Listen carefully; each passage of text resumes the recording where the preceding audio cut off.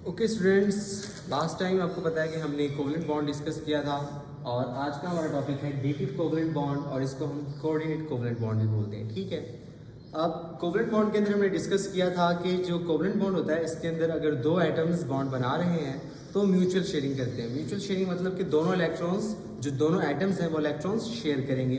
लेकिन dative covalent कब बनता है? ये डोनेशन ऑफ इलेक्ट्रॉन पेयर की वजह से बनता है और इलेक्ट्रॉन पेयर हमेशा लॉन पेयर की फॉर्म में मौजूद होते हैं। लेट्स सपोज एक एटम है हमारे पास जिसके पास इलेक्ट्रॉन पेयर है, तो जब वो अपना इलेक्ट्रॉन पेयर किसी दूसरे को डोनेट करेगा तो हमारे पास क्या बनेगा as a result? Dative covalent bond. ठीक है, तो अब हम इसको जरा एग्जांपल्स वगैरह से समझ लेते हैं।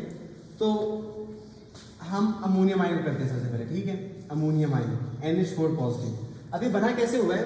ये अमोनिया प्लस प्रोटॉन, ये इससे बना है। ठीक है, अब मैं इसको प्रोटॉन क्यों बोल रहा हूँ?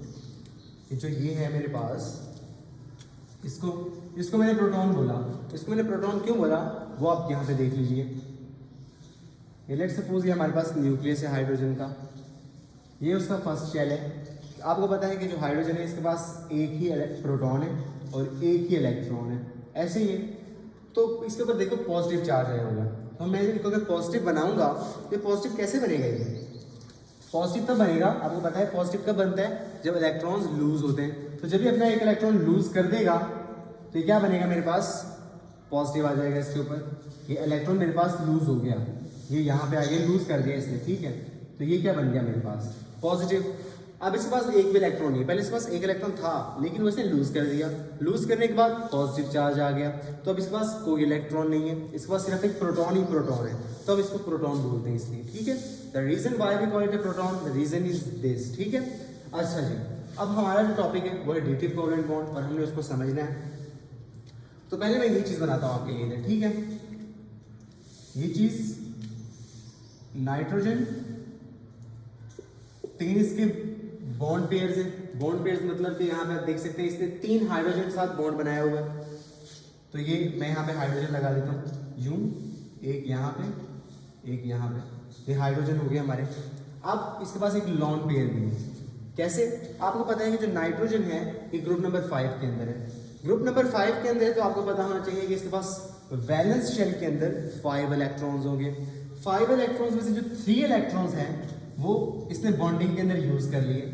अब जो ये बचा हुआ है इसको हम इलेक्ट्रॉन पेयर बोल सकते हैं, लोन पेयर बोल सकते हैं, नॉन बॉन्डेड इलेक्ट्रॉन बोल सकते हैं, लेकिन हम इसको ज्यादातर लोन पेयर बोलते हैं। अब इसके पास एक लोन पेयर है और पेयर आपको पता है हमेशा 2 चीजों का बनता है। लास्ट टाइम हमने पढ़ा था कि ये 1 पेयर है क्योंकि यहाँ इसमें 2 इलेक्ट्रॉन्स एक किस्म के। लास्ट में हमने डिटेल में डिस्कस किया था इसको। तो अब ये इसके साथ बॉन्ड बनाएगा H पॉजिटिव के साथ, H पॉजिटिव के साथ। अब आपको पता है H पॉजिटिव को 2 इलेक्ट्रॉन्स चाहिए। 2 इलेक्ट्रॉन्स क्यों चाहिए? क्योंकि इसके पास पहले एक इलेक्ट्रॉन था, वो इसे लूज कर दिया। लूज करके उसके ऊपर आ गया पॉजिटिव चार्ज, यही बात है। अब जब पॉजिटिव चार्ज आ गया इसका मतलब इसके पास अब एक भी इलेक्ट्रॉन नहीं, क्योंकि पहले इसके पास एक ही था, वो एक भी इसने लूज कर दिया।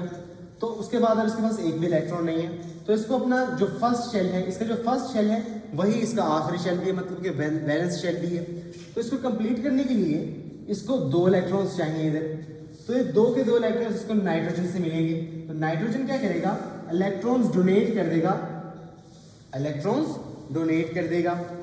अब जो इलेक्ट्रॉन्स डोनेट करता है, ये बड़ी इंपॉर्टेंट बात है, जो इलेक्ट्रॉन्स डोनेट करता है, जिसने इलेक्ट्रॉन्स को डोनेट किए हैं वो कौन है? वो नाइट्रोजन है।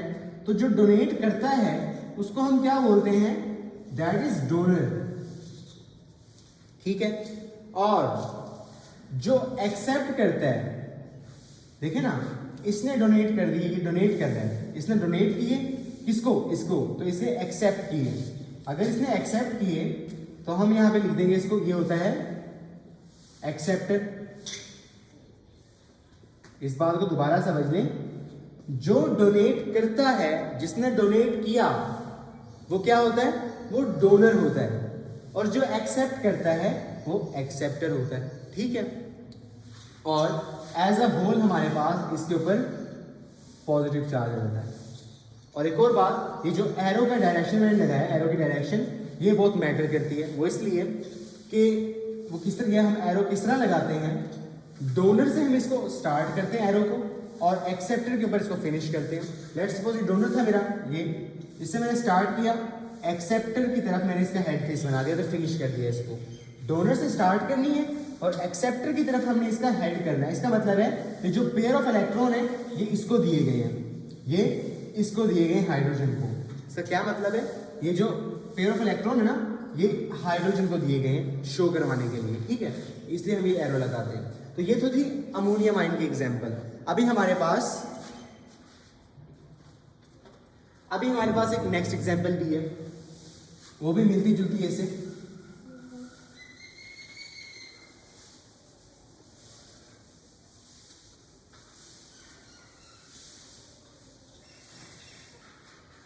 वो है BF3, Na ammonia plus BF3। ठीक हो गया। अब मैं पहले अमोनिया बनाता हूं वैसे ही जिस पहले हमने बनाया था।